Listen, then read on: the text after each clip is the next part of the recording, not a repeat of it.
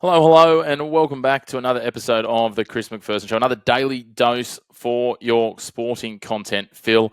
And we are here this time to talk about some more cricket. We've got the Women's World Cup going on, but we're going to focus a little more on our own shores and the men's game, with the Sheffield Shield continuing on, the fight for Ashes berths underway, and a little bit of summer international cricket heating up as well. And when we talk cricket, we've got a host of friends who can jump on and join us. But we went to the source himself today, the man from the Third Man Up podcast, Brody Burrows, is back, looking still very aerodynamic. Bro, it's good to see you. Yeah, no, it's nice to be back, and for once, it's me in a motel room, Chris, and not doing it from the home studio. But look, I'm looking at my door right now, and I can see the MCG, and starting to feel like cricket season, mate. It's great. Well, it certainly is. As I touched on just before, mate, the Shield well and truly underway. And as we record this, we're almost at stumps of two of the three games on day one of the second round of Shield games. And I guess the first round of Shield games, a couple of them look like they were played in the middle of, whichever highway, depending on what state you're in, the Pacific Highway, if you will. But these ones, a little more juice in the deck, it looks like. Plenty of wickets early, and already a couple of sides bowled out on day one. So the bowlers making the statements this time round.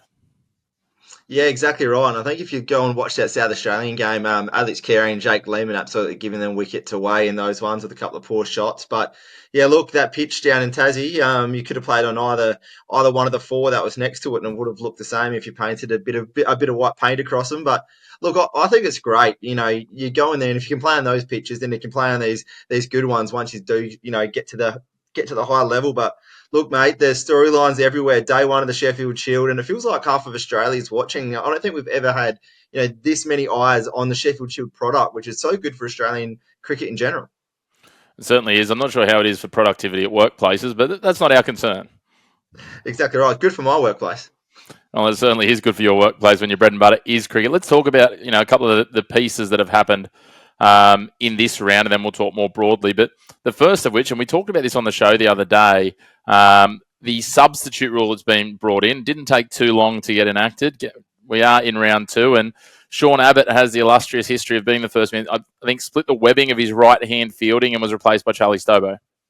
Yeah, it didn't look good. You always see those webbing ones can always be a bit messy, but I mean, I think it's bad. But I don't think it's horrible, and it won't be the last we'll see of Sean Abbott definitely for a while anyway. But look, yeah, definitely some sort of history breaking. I running around the office, we were trying to find out if we had a subbed off graphic, and obviously being such a new rule, mate, there was none yet. But no, it's awesome, and I think it's a good thing to be brought in, especially when you got Australian cricket like coming in. We've seen. I mean, Marnus Labuschagne, obviously, when the concussion rule come in at the Ashes with Jofra Archer, unstoppable a few years back, was where he made his debut. And since coming in, it doesn't write off a side if an injury is to happen to someone, whether it's a key batter or even a key bowler like Sean Abbott. Yeah, it's an interesting one. Obviously, with smaller travelling squads, you've got to have the right person there on the day, which obviously New South Wales did have today, and it will tend to be. We know more teams will carry an extra bowler just due to the nature of the way the squads are when they're only travelling with the limited squads. But again, if it's on the East Coast, they'll ship them in for the next day if they need to. But it's probably one to watch as well. As you said, like the webbing injuries, sometimes they can be really quick returns, sometimes they can be longer. And the fact that Sean Abbott's kind of one of the names that's being bandied around to go into that extended squad should Pat Cummins be out of action and there be any other requirements to rotate players in the fast bowling attack, probably couldn't have come at a much worse time for Sabah in that regard. Yeah, exactly. You got to feel for Sean Abbott, don't you? He's been through the ringer, and he just gets his body right. He just gets his body right, and then around the mark of that Australian squad, and then it just seems to be no matter what kind of format, he keeps getting struck down. But look, I think he's going to go down one way or another as one of the best domestic bowlers we've had. Probably just consistently over the last decade, and a bunch of other names we put in there like Michael Neser, one of the most unluckiest cricketers I think in the world. Really, you look at his record amongst many others, but Sean Abbott you can just about throw into that category at the same time. Yeah, I feel like Neese is the modern day Andy Bickle, isn't he? Forever consigned to the drinks, or when opportunities do arise, he's got a niggle or something else. And especially when you look at him from a batting perspective as well, where he's really underrated. But let's talk about some of the players in that first round that really put their name up in lights. And one that I want to talk about is a man who not only has he scored runs in the first round of the Sheffield Shield, 160 in his first innings, he's also scored runs in the One Day Cup. He's peeling off runs for fun at the moment. And he's a name that we know very well, and it's great to see him back in form. Marnus just piling them up at the moment, and he's making a pretty insatiable case to be right in the firing line for this first Ashes test. Yeah, I heard some people talking just listening to him at lunch today, and they said, "Oh, it's good to see Marnus back enjoying his cricket." Even when he had a bad run of form, he was still the happiest bloke out there, I found. But it is great to see. And I think one thing that we've really noticed is he's changed the way he's batting out there. He's a lot more attacking, but he's not doing anything silly. But he's just so active in between the wickets. Yes, he's hitting boundaries, but at the same time, if you actually go back and look at it, he's hit a lot of threes and a lot of twos, and we know that's when Marnus is at his best and he's manipulating fields, and they're changing the fields for Marnus. And going back in the One Day Cup, he was doing that. They'd put a fielder, deep there, and then he just just seemed to be able to manoeuvre the fields at will. And this is what I loved. And now it's going to start asking questions. Where is he going to fit into that Australian lineup? Is it going to be up the top with his Queensland mate and Uzi? And I wouldn't be surprised to see that actually be the case come the first test. Yeah, it's certainly going to be interesting. The other names, we had 6 centuries across that first round. So a lot of names that we've seen, or 3 names we've seen in the test side before: Hanscom, Labuschagne, Renshaw as well. And then a couple of others that have popped up, and names that, 2 of them have been bandied about before: Henry Hunt, Jake Weatherall, you talked about before. Jordan Silk is the other one that Jake Weatherall didn't get a century, sorry, but he was there and thereabouts have been scoring runs. Jake Lehman was the one that got the century, apologies, and Jordan Silk was the Tasmanian who got a century. So a few curly ones, but yeah, certainly some people starting to put their names up.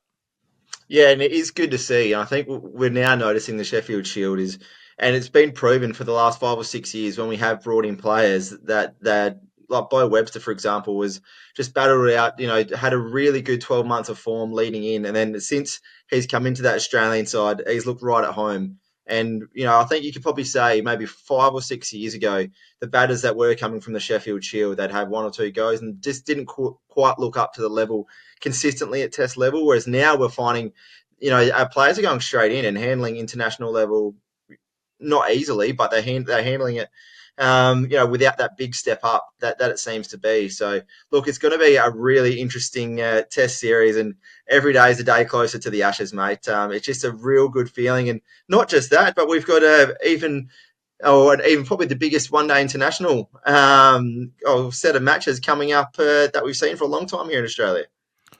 We certainly do. Obviously, there's still some games to come before we lock in those sides for the first test, but those players are putting their names forward.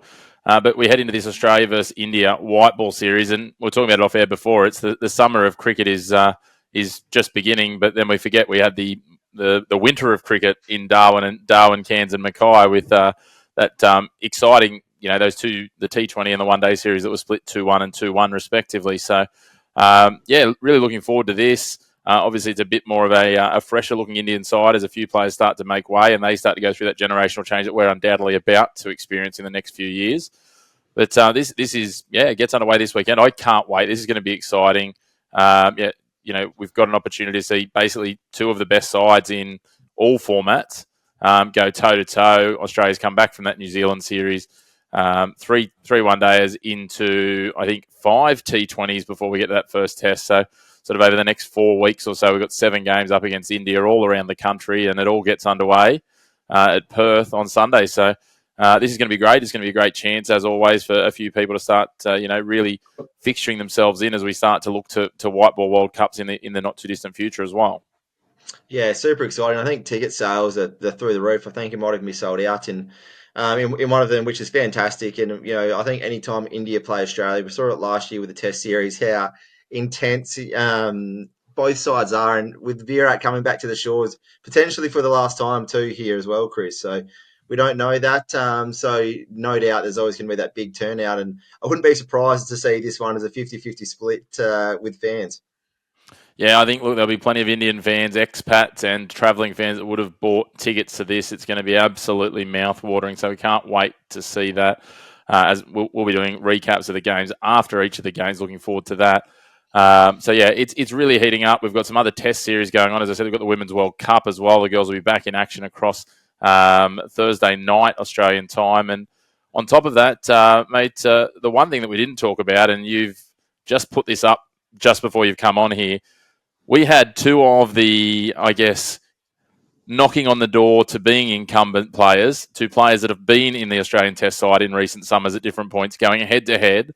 And it was the man with the ball, Scotty Boland, build the man a statue, who took the bragging honours up against young Sam Constas, getting him LBW for a duck, mate. This one has absolutely gone bananas already, and unsurprisingly so when you think about the fervour with which both of these guys have certainly in cricket at the MCG in it tests delivered previously.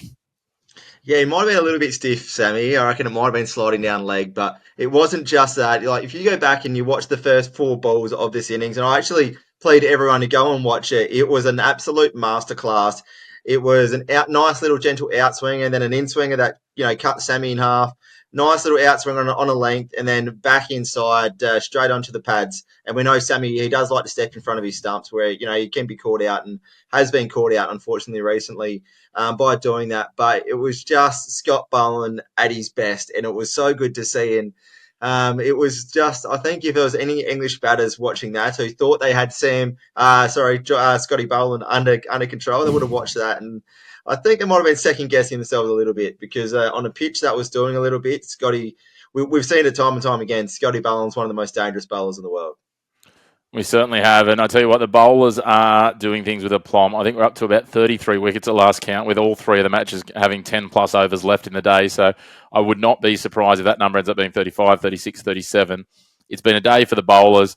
Loving watching that. Loving some of the stories that are coming out of the Shield. Continue to watch the bat off, but we've got to remember with Pat Cummins in some doubt now, Sean Abbott as well. In terms of that extended squad, it might not be starting 11 spots, but squad spots certainly on the line. So we've got a bat off, we've got a bowl off. It's all happening, and 3 more days to stay tuned to, 3 screens if you can, and watch all 3 games. What else would you rather do with your late spring with an eye to early summer with these warm days? Mate, it's so good, and like I said, like this, just Australian-wide interest of the Sheffield Shield now. It feels like everyone's just watching who could be that next player stepping up, who could be number 4, number 5, number 6. What's Steve Smith going to do? He's going to go up to number 3, and you go down the street, you go for lunch, and there's still 4 weeks to go to the Ashes. Usually, this doesn't happen to the week before, but I know Melbourne's they call it the sporting capital, but you just go down for lunch somewhere, and there's people talking about cricket, about Sheffield Shield games, and it's so good to see from an Australian sports fan perspective that we're really starting to get that passion behind Sheffield Shield that's probably been lost, I think, the last few years. And I think last year was really, I think it was a huge uprising in Sheffield Shield, and everyone started to sort of get back around it again. I think we're starting to get that prestige back in it, and looking forward to a cracking year in these next few weeks leading up to the Ashes series. Well, there's certainly plenty to come, mate. We can't wait. As I said, we're going to have recaps from all those Australian international matches. The women hopefully will be bringing back a World Cup from over in the subcontinent. There's berths on the line. There's Australia taking on, what I would argue in white ball cricket is our biggest rival in white ball cricket, India. It's a cracking summer into the Ashes. Like, this is the peak summer, as you say, and it's led into this being there as well. But of course, mate, when you're finding some breaks in between, if people are looking for some more content, they can always check out your third man up stuff. There's plenty floating around there. You're doing your wonderful work for Cricket Australia as well. But as always, mate, it's great to have you on for a little bit of a recap. Can't wait for what comes from here, and look forward to chatting some more cricket and other bits and pieces. We'll have to get back into the biffs again soon. Sounds good, mate. Thanks for having me on. Look forward to chatting soon. Well, big thanks to Brody Burrows from the Third Man Up podcast, and a big thank you to you for tuning into your home of the black and white of your sport. No grey opinions here. Don't forget to hit subscribe down below if you haven't already, and that way you'll get the updates each time we drop. You can hit the bell to get notifications as well, and follow along in between our episodes on our social media channels. You can find us on all your favourite platforms at The Chris Mack Show, on X, on Instagram, on TikTok, and on Facebook. Until next time, enjoy your sport, and we'll talk to you soon.